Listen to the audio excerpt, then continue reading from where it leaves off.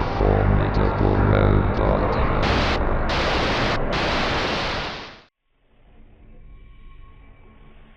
Turtlejumper was a hack of Super Mario Bros. Available on a bootleg plug-and-play console known as the Zarin 500. The Zarin featured over 500 hacked or otherwise altered Famicom games, hence the name. The console was manufactured and distributed heavily in mainland China and Taiwan sometime around the early 2010s.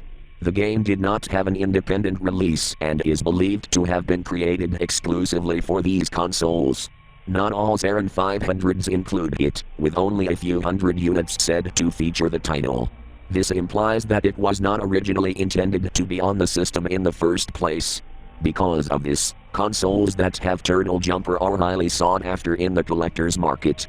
Upon starting the game, the player encounters a title screen nearly identical to the original Super Mario Bros., with only two differences. The word Turtlejumper, spelled in toy block style letters at the top, and an edited sprite for the player character. Instead of Mario, a wind-up robot character sits at the left of the starting menu. When the player presses start, they are taken to World 1 Level 1, as in the original game. The level layout is changed entirely, being much more challenging than the standard version. The robot's controls are much heavier than Mario's, and the level design requires hopping on microscopic platforms to proceed. All power-ups in the game are replaced with poison mushrooms from Super Mario Bros. 2, known as the Lost Levels worldwide.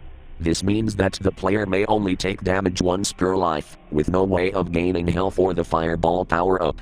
Coins are still present, although collecting 100 does not grant the player an extra life. The counter simply continues ticking up, maxing out at 999. The enemies are the same as in the original game, but there are far fewer of them than usual. Red Koopas and other more intelligent enemies no longer resist falling off of ledges, essentially giving all ground enemies the same AI. In general, the enemies tend to move away from the player whenever they draw near, as opposed to the set patterns they follow in the original. When the player dies, a sharp bit-crushed scream of pain plays at a startlingly high volume. There is no information on where this sound effect originated, but extensive searches of stock SFX sites and film audio archives have led many to the conclusion that it is original to this hack. In place of the iconic World 1 Level 1 theme, the first stage theme from the NES game Mighty Final Fight plays instead. This song is commonly used in bootleg Famicom products, particularly those of Chinese origin. When a level is beaten, the robot enters a large factory instead of a castle. World 1 Level 2, and by extension all underground levels, sports a more industrial theme. Conveyor belts are visible in the background, and the bricks have a metallic design to them. The underground stages utilize the red lift platforms much more often, meaning the majority of the level design is a giant bottomless pit. This also means enemies are basically harmless, as they continually fall off of ledges into the abyss. There are no coins to be found in these levels. The famous warp zone located past the exit pipe is present, but none of the pipes are able to be entered. Chinese text on top of the screen reads, "There are no shortcuts." Because the pipes do not work, the player is trapped in this room until they reset the game. The underground stages have no music. All mushroom levels take place under a starry night sky. The tall mushrooms are replaced with the tops of skyscrapers, and it seems much attention was given to their design. Almost all of them differ in structure and color, some even featuring complex shading detail rarely seen in 8-bit games. There are no enemies in these stages, but there is a plethora of coins. The music is the second stage theme from Mighty Final Fight, further lending the sky levels a dreamlike quality. The castle levels, like the underground levels, are factory themed. There are signboards in the background with Chinese text, but they are nearly impossible to read because of the graphical quality. The lava is replaced by pits of inky black oil, which function exactly the same. These are also the only stages in the game to keep their music tracked from Super Mario Bros.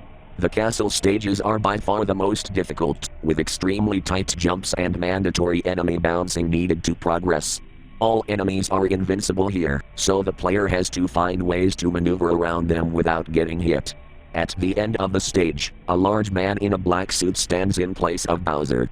Instead of throwing hammers, he attempts to whip the player while jumping up and down. Although it might seem difficult, he has a very predictable pattern and can be taken out by running under him and getting the axe. Defeating the boss initiates a cutscene of the player walking forward while shaking violently. Eventually, after about a minute, the robot's left arm falls off, revealing a human arm underneath. It then walks off screen. This cutscene plays after every subsequent castle, with a new piece of the robot falling off each time. By the end of the 7th castle, only the head remains intact. The man beneath the robot wears a white uniform resembling a lab coat, though it appears shabby and worn. Or as much as the game's graphics can convey. As all levels of a particular theme follow similar designs, there isn't much point in discussing every stage. The only new level type past the first world is the underwater stage, where the biggest change is the inability to swim. The player must walk along the bottom of the screen to avoid enemies, which isn't difficult since they are always positioned high overhead. The biggest change in the game is the ending. After defeating the final boss, the robot starts to tremble again. Before the player can see his true face, the game cuts to a picture of a man's face.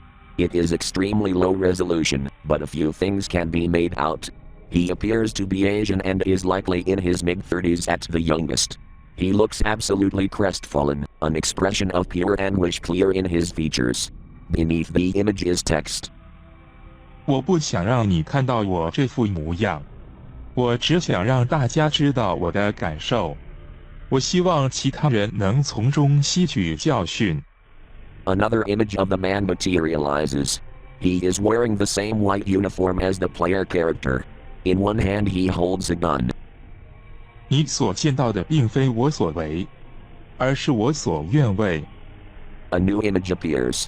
This one depicts an assembly line staffed by rows and rows of workers, all dressed in that same white outfit.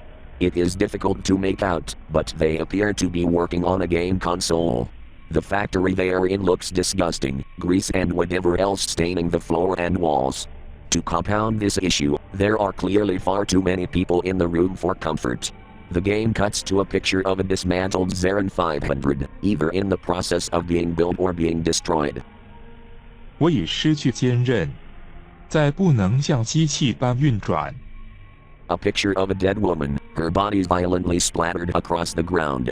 Beside her is a note handwritten in Chinese, although it is too blurry to make out. 许多人早在我之前。 The image shifts to the interior of an office, the picture covertly taken from outside. In a chair sits a large man in a black suit. 无人会在我之后倒下。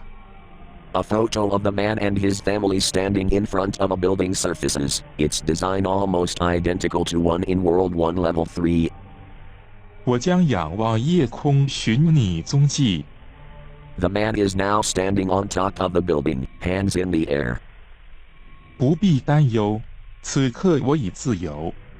A shot of the street from above, taken from a high vantage point. 不再为不配之人效劳。 The night sky fills the screen, stars glimmering in pixelated glory. 我想你，我爱你，再见了。